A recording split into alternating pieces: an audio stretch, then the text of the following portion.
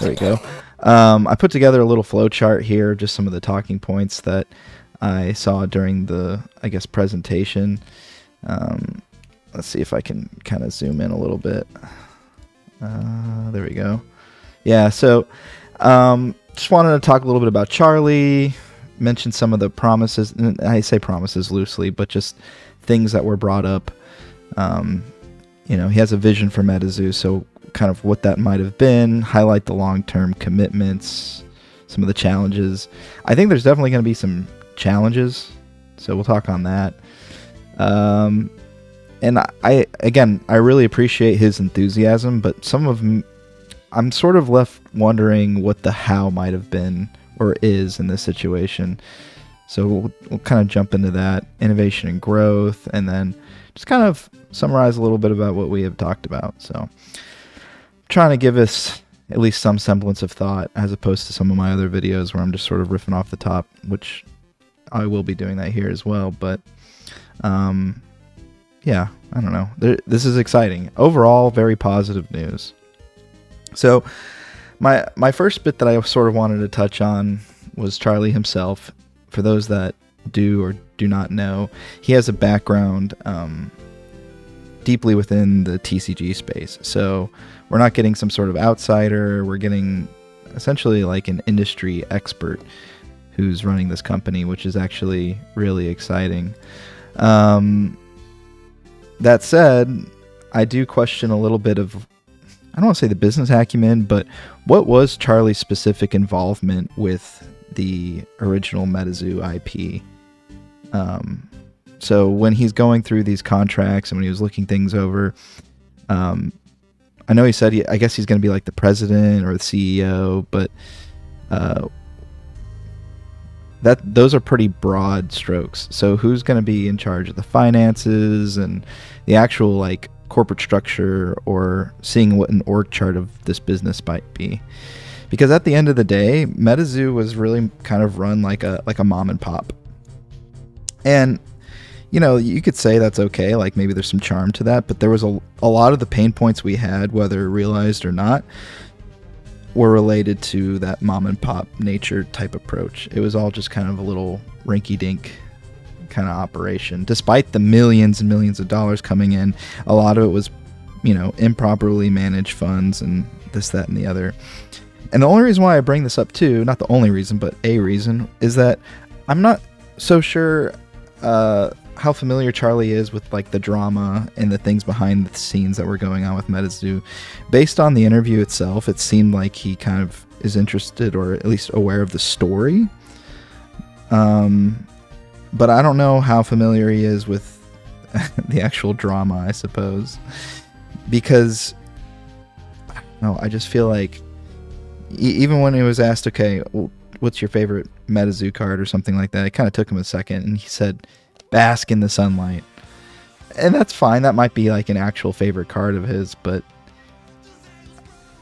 I don't know, of all the cards you're going to pick, let's see here. I think bask in the sunlight's in here. I don't know what I'm getting at. I'm trying not to come off as rude because I am optimistic here, and I think it's easy to sort of write me off as like a negative Nancy, even despite me being somebody who actually loves MetaZoo. But there's some similarities, I guess I'd say, between maybe Charlie's demeanor and MetaZoo Mike. And just bear with me when I say that, I guess. But they both are really enthusiastic, and we're really, you know, optimistic about the forecasting for MetaZoo, and I could see how that might have been. But so far, you know, we haven't heard any solid or seen anything solid, right? So if the company is, their first product's going to be in Q1 of 2025. Q1 is, I think, January through March. So let's say March at the latest. That's approximately 5 months to deliver on a full base set product. Now, I have no doubt in my mind that what they've been doing has been in the works for a substantial amount of time in the background, but I can't help but think, that might not, to actually do the marketing and the actual business development side of things, that's such a tight timeline. and I'm just not all too optimistic about, how long that's gonna, how far along we'll get with that. It's okay if there's a delay. I was almost nervous. It's nervous even hearing the Q1 thing. I kind of wish that the information on when the next set would be released would be omitted. And I certainly hope this isn't the case, but you could speculate that, hey, maybe they're worried about Cryptid Camp. To me, and no slight to Cryptid Camp, I'm interested and excited in trying their game, but Cryptid Camp is small potatoes compared to what this MetaZoo II project should be. It really is.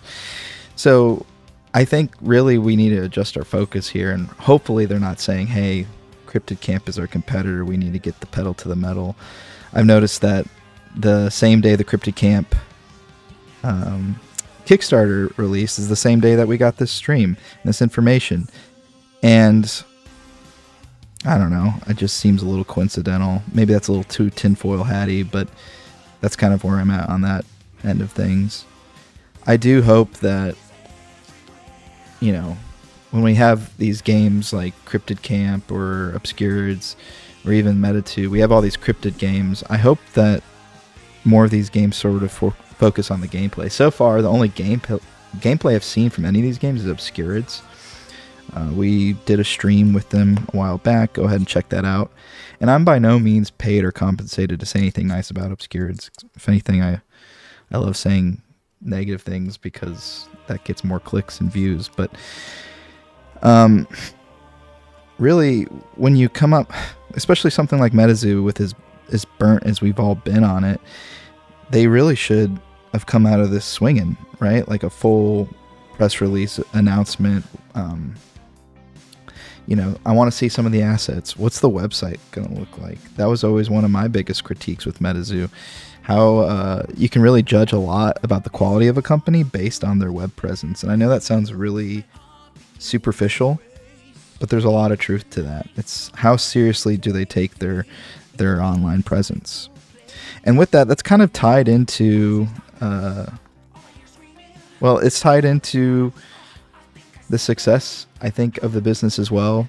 Charlie had touched on e-commerce being a major avenue for the previous MetaZoo, and saying, he wants to lean a little bit more into the LGS in that. And I think that's like a noble thing, a noble effort.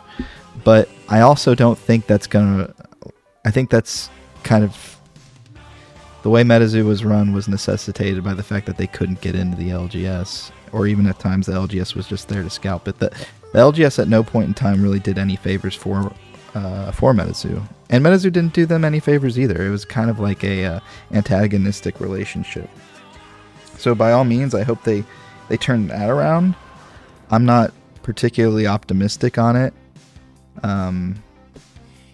but I think they're probably going to have to go with more of a direct-to-consumer model. And what that means is you need a great web site experience, platform, whatever it might be, to do real e-commerce. MetaZoo's Shopify, let's be real, guys. We're living in 2024. The e-commerce experience as we know it, we're talking like Amazon and, click to checkout, all these really advanced tools that would be in a digital marketer's tool set or should have been available to, modern MetaZoo. But again, they just ran it like a mom and pop. You look at their org chart, there's like 7 people maybe working there.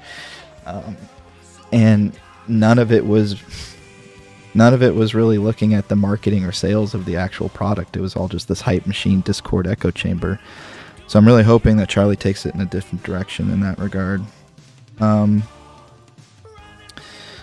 What else is there? What else stood out? So yeah, e-commerce, that's going to be something that I think they'll have to lean into, even if they want to say they're going to support or be for the LGS. I think, let's switch over. Charlie has a lot of connections, so we've seen that been brought up a bunch too, and I think that's definitely worth noting as well. So his connections with the Pokemon Millennium Print Group, I think that's a really solid bull indicator, right? Knowing that we'll get decent print quality.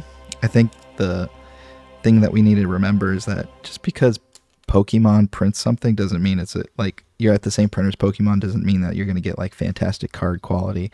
I think it'll be better than maybe Bayaya or whatever, but your mileage may vary. Let's see, I'm on 5. Maybe shouldn't have done organizing a set while talking to y'all, but I thought this would have been more fun to have something to look at. But, you know, I've seen plenty of modern Pokemon products kind of come out with plenty of QC issues, especially the English versions. Usually Japanese is a little bit higher quality, I think. I don't know. That might be part of the groupthink on that as well. Let's see here. So they're printing. We've got GameCubator Labs is led by Rick Ayers, I think Ayers, however you pronounce his name, which I think that's awesome. He's definitely got a lot of history with TCGs, the biggest TCGs, Pokemon, Magic, but I don't know quite his level of involvement with this game in particular. I'm hoping that, you know, he'll have at least a decent percentage or weigh in on how MetaZoo is run and things that are done. And that's not to say Charlie can't do it, but, you know, working at, I still don't fully understand or know his involvement with CGC, but running or operating that business is still going to be a lot different than MetaZoo. And so many people have been burned. There's been so much bad PR, and I think time and time again, I think we can all agree on this. The MetaZoo's weakest point or weakest whatever element was the fact that they were just awful at communication. So I don't know, the more time that goes by without setting up proper comms flow as a corporate entity, it's going to be leaving a lot of folks disappointed. So it would be nice to see that website, right? See a newsletter, see social media. I would recommend they don't go into Discord. I think Discord's actually a bad idea. It gets culty. You have to start banning people. It's really kind of not the way to do this. I think it worked for MetaZoo as a small company, but if you want to think big and if you want this to be a global IP, if you want this to be a Pokemon, you can't be a Discord community. I just don't think there's anything really that good that can come of that. So let's see here. All right, Charlie made a lot of promises too, so we can talk a little bit about those. The promises, and I don't think he actually phrased them as promises, but I think he is right. Charlie is right.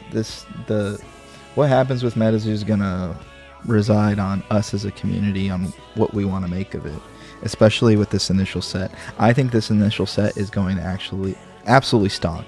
Like, it's going to be heavily speculated on. People are going to buy it out. It's going to be absolutely bananas. Because the fan base, I'll tell you this, for MetaZoo, they could have printed a dog turd and everybody's going to go crazy about it just because we've been waiting so long. We just want new content, new product, new anything. So, yeah, for it to do well, I don't think that's going to be much to ask. I think it's going to be underprinted, so it's going to build a lot of speculation. We're going to see these boxes absolutely go insane, and then the company's going to be left with the same situation that the original MetaZoo had was, do we increase print runs to meet demand because they're 2 million in the hole, or do they stay the course and print just as much that is necessary and, you know, recoup their funds on a 5-year, 10-year span? I know that might sound crazy, but that's kind of the options that you're left with there. There's Snallygaster. So I don't know. I think it's gonna, to me, it just sounds like it's a lot of the same. The major difference is Charlie is connected. He's a fan of the hobby. He actually cares. But I also, you know, I heard that about Mike too. He didn't have a historical relationship with the hobby per se, but he definitely cared and was interested in it. that interest may have waned at certain points, and I think, to be fair, you can become jaded after dealing with certain folks. I would speculate that a lot of the relationship with Aoki had sort of soured his look on MetaZoo to some extent, and maybe that's why he wanted to lean more into the creative aspect. Because that's the other thing too. I know it's like, oh, we hate Mike, but Mike actually kind of made it a cool thing. For whatever it's worth, his art direction. You look at the cards that were made for MetaZoo, like the Mothman. I think to some degree, at least his approval, even of the original Mothman, says a lot about the art design and where it was supposed to head, compared to Cryptid Camp's Mothman, which, I mean, I can be honest with you, the Cryptid Camp's Mothman, I love Kelsey's art, it's no slight to her, but it's not #not my Mothman. So yeah, I don't know. I think we're gonna have to see what happens with the creative direction. Here's what I would like to see with MetaZoo here. It'd be great if they took some of these arts, and let's be real, they're not the old game, the pentagram on the back. Oh, it's Solomon's seal. No, I mean, to everybody else, it's a pentagram. That's gonna go. I think the whole card layout and design's got to go.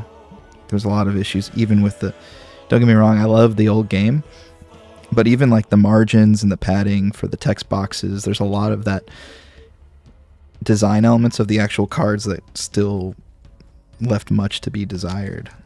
So I think they're going to just do a full rework on that. I wouldn't be disappointed to hear, hey, we just want to try something new, something fresh. I was a little disappointed that in the stream yesterday with Nick, and Nick did a fantastic job, by the way. If you haven't seen that stream, go check it out. But it was not really brought up what would happen with the old cards. So they have all this dead stock sitting in their warehouse. You can't really sell it if you're making a new game. I mean, most folks probably wouldn't want to buy it. Maybe they could. So do you keep it in storage and try to sell it over time, little by little, to see, if there's even any interest or people that want it? Or do you just burn it because it's dead stock and you're paying an exorbitant amount of storage fees to keep it there? Okay, that's not right. Wait, we went from 9 to 17. See, I'm distracted, guys. So I think they're going to have to make a decision on what to do with the old product. I think all this stuff isn't going to really be playable anymore. A lot of people maybe roll their eyes at the idea of that MetaZoo ever was playable. I'm probably one of the minority that actually really enjoyed the old game. I have my own biases there. I think y'all probably know why, but every week we go to the bar, and last week I was playing with some buddies, and we were like, hey, let's play MetaZoo, when we were playing that over Magic. And I play Magic, Yu-Gi-Oh, Pokemon. I play all the games, but MetaZoo hits a little different. Anywho, but yeah, it'd be nice to at least get some sort of official update on that. I think we already know the writing's on the wall. I hate that when people in the community, listen, I know we're like a broken record. Hey, what's going to happen with the game? What's going to happen with the game? You need to hear it from the horse's mouth, from the actual company representative, that here's what we're going to do with the old cards. Here's what we're going to do with the old stock. To skirt around that just feels just the same as old MetaZoo. Like, hey, we'll talk around things that we don't actually want to confront or mention. So I thought that was interesting. Charlie did say, hey, listen, we live and die by the fans, essentially. So we're going to need to buy this new product, and we're going to have to show some general interest in it. I hope that the metrics of how the first product doesn't really establish necessarily the baseline of how the rest of the company should be run, because that's kind of what happened with the original MetaZoo. I don't really know how to phrase that, but it was just like a constant hype cycle, and I think that's kind of fun for the hobby to some extent, but over time that's just not very healthy. I mean, that's that's how we got to where we are today. All right, let me get back on track. Rambling. Vision for the project. Touched on that. Long-term commitment to success. We touched on CGC, and we touched on all that other fun stuff. I think there's going to be some challenges with the actual producing the product. We'll talk a little bit more about Charlie, though. Yeah, Charlie seems really enthusiastic about the game. I think that's amazing. He has a history with CGC. He's got the Millennium Print Group. Great network. Seems like he's set up for success. I just want us to all just wait until we can see a product or see some sort of assets to start making decisions. I want to see that e-commerce workflow set up. I want to see... I think that, again, I think they have to do direct-to-consumer. They might try with the LGS. I want to say one more thing about the LGS as well.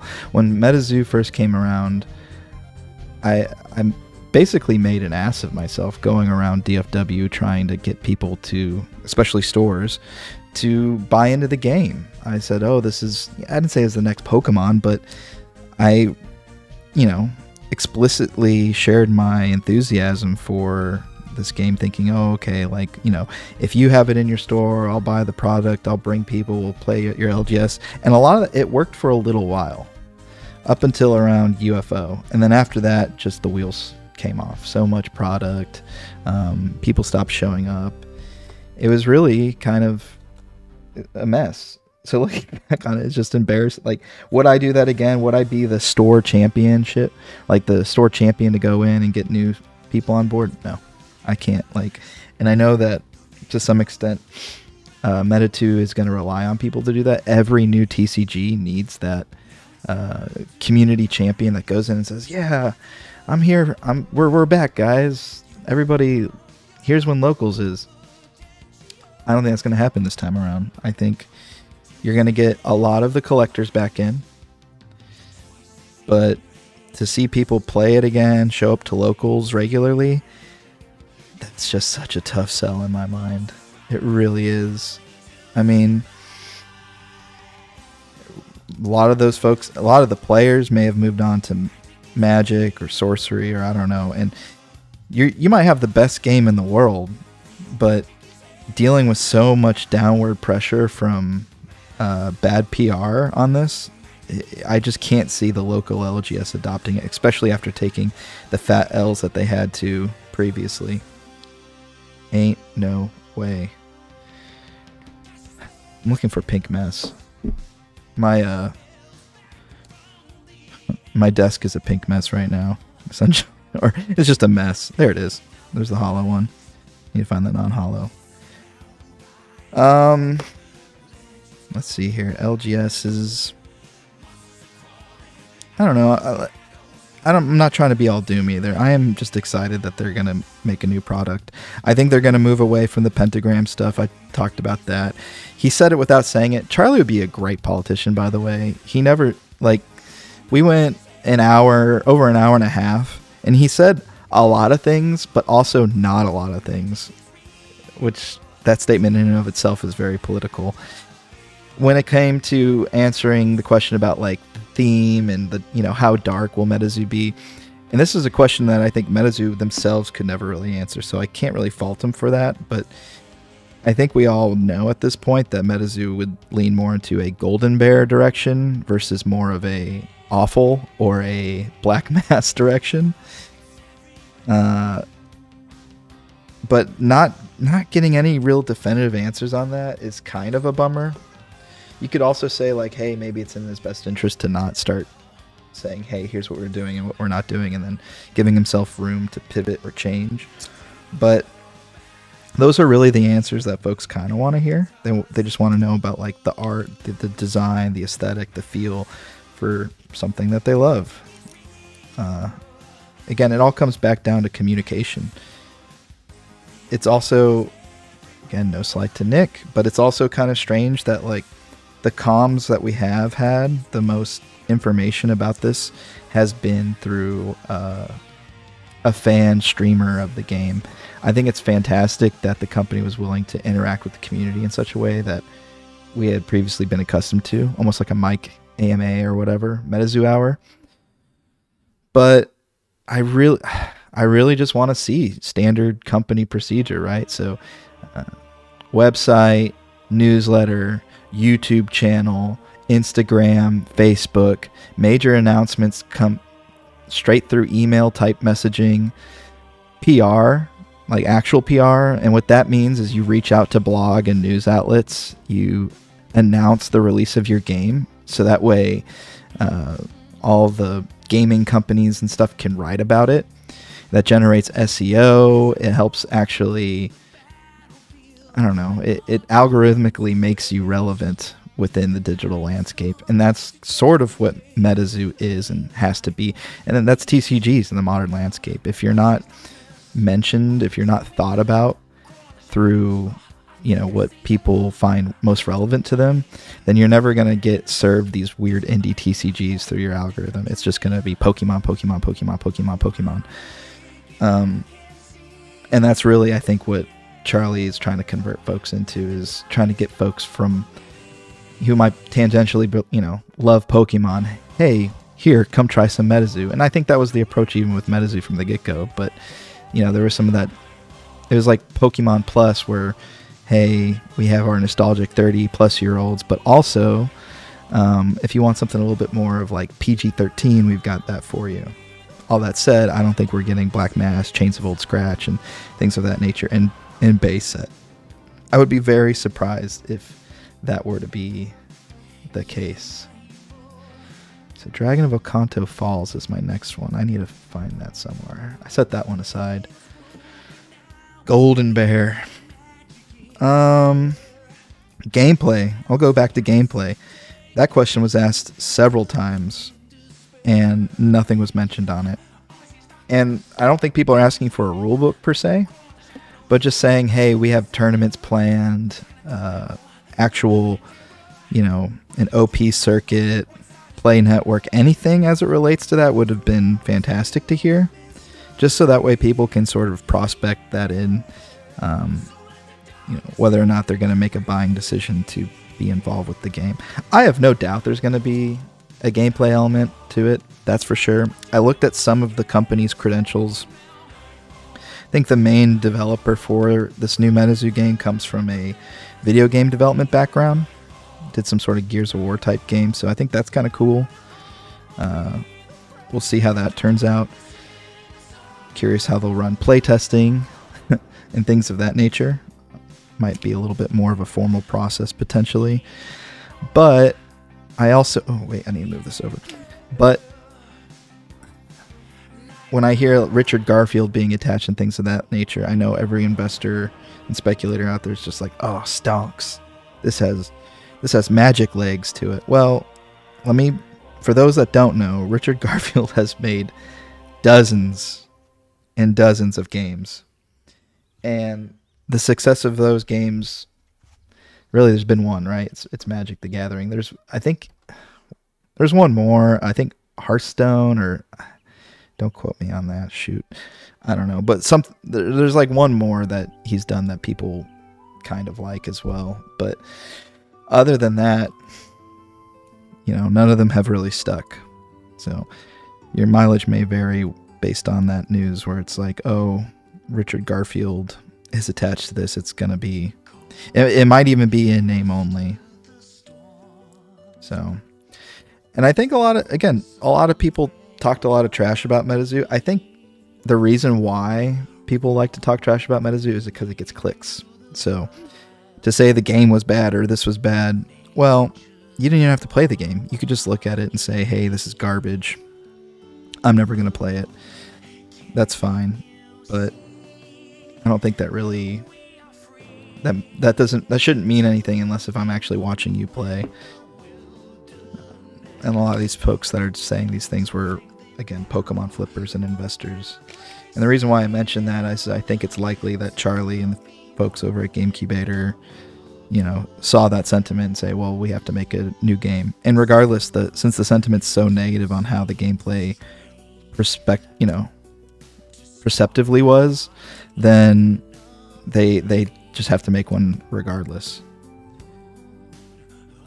It's not to say you still can't play with your old cards, I guess, but that's kind of it feels bad for some folks.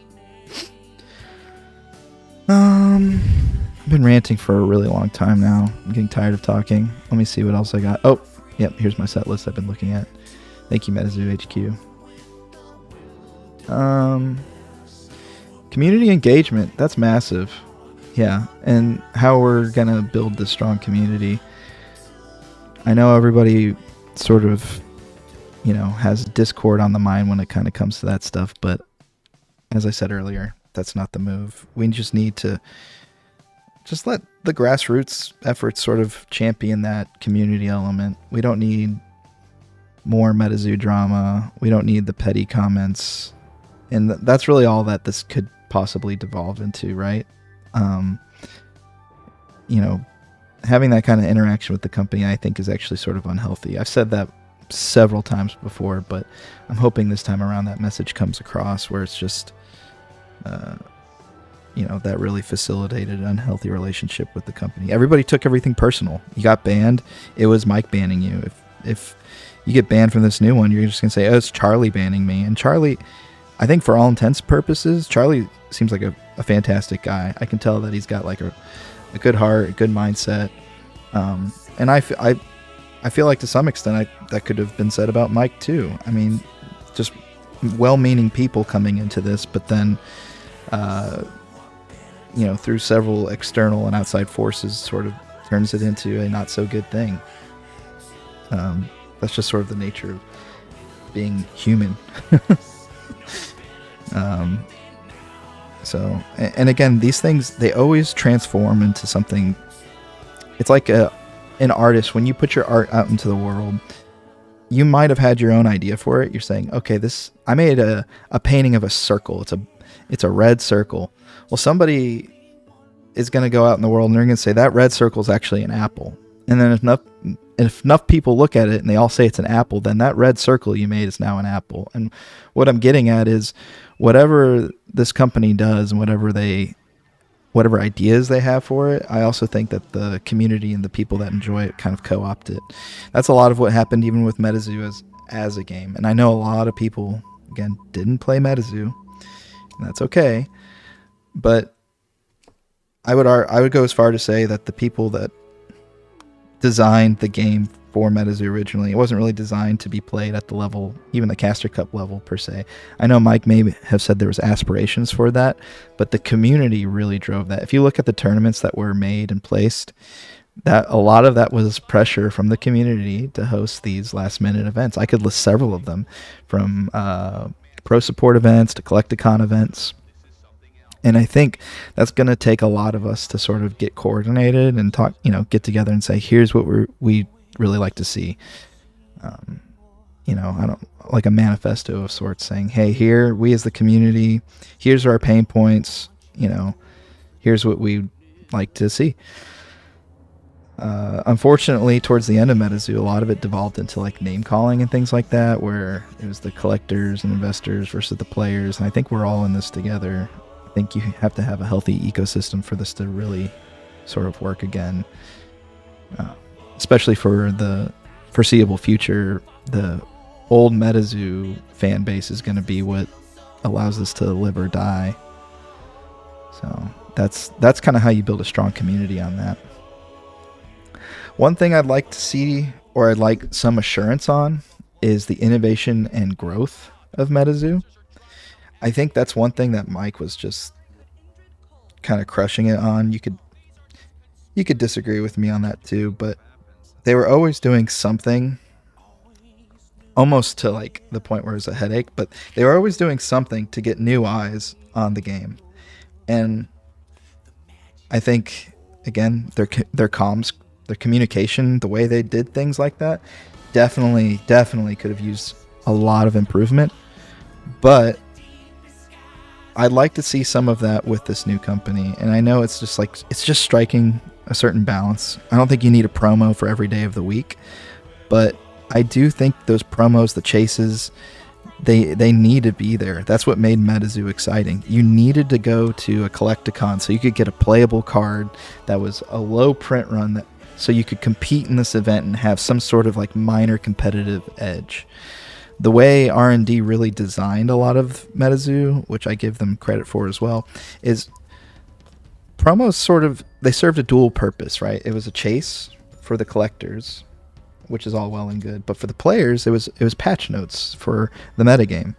And a lot of people that didn't play, they wouldn't realize that, they wouldn't know, or maybe even they wouldn't care. But that's really why that was important to have the promos to some degree, which I think is I really do. I think that's a clever way of approaching that. Video games, if you want to patch your game, well, you just do an update. TCGs, talk about being locked into, like, if you're on this quarterly rotation of sets, or maybe even biannually, what do you do if you just release something that's just cracked? Well, your game just doesn't get played for that point of time, right? Nobody wants to play in the mirror. There's only one meta deck, and then all of a sudden the negative sentiment builds and builds and builds, and your player base is just, they've lost all faith in you. So that's why a lot of the promos sort of existed, and I'm hoping that we see some cool promos and collaborations in that regard. Teasing promos that might not actually happen, or collabs, then yeah, totally avoid that. Still waiting for that Arby's drop, maybe someday. I don't even know anything about Arby's, but I just think that's one of the funniest things, was the Arby's collab, as some folks would say. But yeah, just do some cool stuff, some cool collabs. I know they can make it happen. Where else? Let's see what else we got here. Innovative ideas, growth. That's really all I got. I want to just hit the summer real quick. So there's a few things that just we need to retouch on. Mostly, let's make an announcement. Let's see what happens. Just go ahead and be honest with us. What's going to happen with the old cards? We already kind of know, but just come out with it. Establish your comms. Give us a fantastic website, a blog, a newsletter, ways, one-way comms for the company to talk to people. And we don't need a Discord. Do what Sorcery does. Sorcery is the indie TCG that has the most professional. It feels like it's run by adults. It's not run by some guy who thinks how a company should be run. It's run by adults who have worked in industries that have had a corporate structure. You can tell by their website, their Play Network, their newsletter, their YouTube. Gameplay first. It's not vaporware. We've seen so many of these TCGs come out. We see a product, they made the cards, that's all well and cool, but oh wait, the game doesn't work. We don't even know if there's a game that works. Have I seen the rule book? Have we seen anybody play it? You got to get all those ducks in a row before you just start pushing out a new product, because that's immediately a way to build ill will. You might get your collectors and investors in there, and that might be okay, but your players, I'm telling you, they're like your downtrodden horse. They're the ones that get you through the rough winter. They get you through the bad times, and that's exactly what you need when you're starting over essentially. Let's see here. The sentiment. I'm just urging everybody to caution. Charlie said this too. I respect that tremendously. They're going to put their money where their mouth is. They're going to show us a product that we're going to be excited about, and we will be able to vote with our dollars if this is something that we're interested in. That's phenomenal. I'll go back and say it again. This new set, I think it's absolutely going to stonk. It's going to go crazy. It's really urging caution in the subsequent sets. I think they're going to get this product out there, and they're going to make a substantial amount on their return. But past that, that's when things are going to get real interesting. And I just want to make sure that, this community, we're really susceptible to hype. That's what MetaZoo has always been. It's been hype. It's been cult of personalities. Be critical of everyone. Just ask questions, right? Be skeptical. Why am I talking about this? Am I involved with Cryptid Camp? Am I involved with Obscurids? I'll be straight up and say no, absolutely not. I had been asked to be involved with some of those in some degree, but I've just chosen, hey, I want to be the content guy. I just like just want to hang out with cards for now. But I truly think that we all just need to take a break, take a moment, and just analyze and look at the situation for what it is and say, hey, look, MetaZoo was great. Will this be the same? Probably not. Hopefully for the better. But I don't know. I'm not trying to be a doomer, but I'm just trying to make sure that nobody gets burnt again. I do care about this community. A lot of the people that I've known here have become lifelong friends of mine. I think they already know my thoughts on this. I've shared my thoughts on this. I'm hoping that the new folks that watch this video can also sort of see where I'm coming from as somebody who has been deeply involved with the original MetaZoo as well. That said, I am optimistic for the future. I appreciate Charlie's enthusiasm, and we're just going to see where we go from here. So anyways, appreciate you guys watching my 40-minute rant video. Hoping to do some more of these in the future, maybe less length, but really just looking forward to seeing what happens down the pipeline. All right, talk to you later.